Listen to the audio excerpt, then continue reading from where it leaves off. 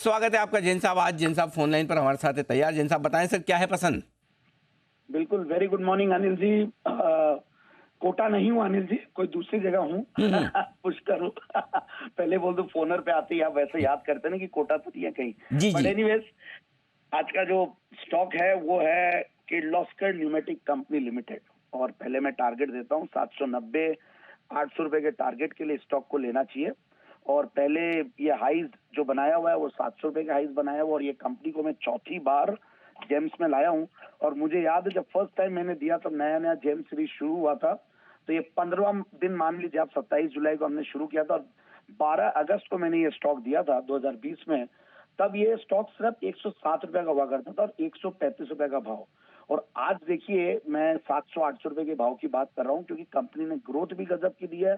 Company की pedigree, जब किर्लोस्कर नाम लग जाता तो वैसे ही कहीं डरने की बात नहीं है। और सबसे बढ़िया बात है, एक 1958 से कार्यरत कंपनी है और मार्केट लीडर है, वर्ल्ड क्लास कंपनी बोल लीजिए आप, क्योंकि ये जिस सेगमेंट्स में है वहां पे मार्केट लीडर तो है ही है।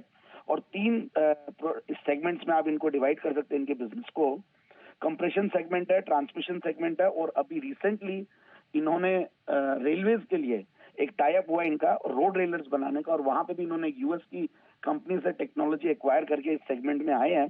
सो विच इज ऑल्सो, मैं पिछली बार जब जनवरी में दिया था तभी मैंने इस चीज का मेंशन किया था, और वहां से बहुत आराम से ये स्टॉक अच्छा खासा टारगेट भी अचीव किया था। मैंने जनवरी 31 तारीख को भी ये स्टॉक दिया था, और अभी भी देखिए जिस तरीके से टेक्निकली और फंडामेंटली जो रिजल्ट्स आ रहे हैं वो भी बहुत बढ़िया है। अब मैं ये बात करता हूं, जैसे कि सीएनजी सिस्टम्स में मार्केट लीडर है, गैस रेफ्रिजरेशन मार्केट लीडर है, और करीब 60% के लगभग मार्केट शेयर इन दोनों सेगमेंट्स में है। और वर्ल्ड का one of the largest manufacturers है इंडस्ट्रियल गैस कंप्रेशर्स में। तो कैपिटल गुड्स वाली कंपनियां वैसे ही बहुत बढ़िया कर रही है, और इसलिए मुझे ये कंपनी और बढ़िया लगी। अब मैं एक बार फंडामेंटल्स पे आता हूँ, तो रिटर्न ऑन कैपिटल एम्प्लॉयड 20% के लगभग है, रिटर्न ऑन इक्विटी करीब 16% के लगभग है, एक जीरो डेट कंपनी, सिर्फ 1 करोड़ का डेट है, नेग्लिजिबल। पिछले 3 साल में सेल्स की कैगर भी 15% के लगभग रही है, प्रॉफिट की कैगर 25%, और आने वाले सालों में भी जो प्रोजेक्शन आ रहे हैं वो भी 20-25% के लगभग की सेल्स की और प्रॉफिट की कैगर की आ रही है। और मैं क्वार्टरली रिजल्ट देख रहा था, जनवरी के क्वार्टर के बाद अब मार्च के क्वार्टर का रिजल्ट है, तो ये देखना जरूरी होता है।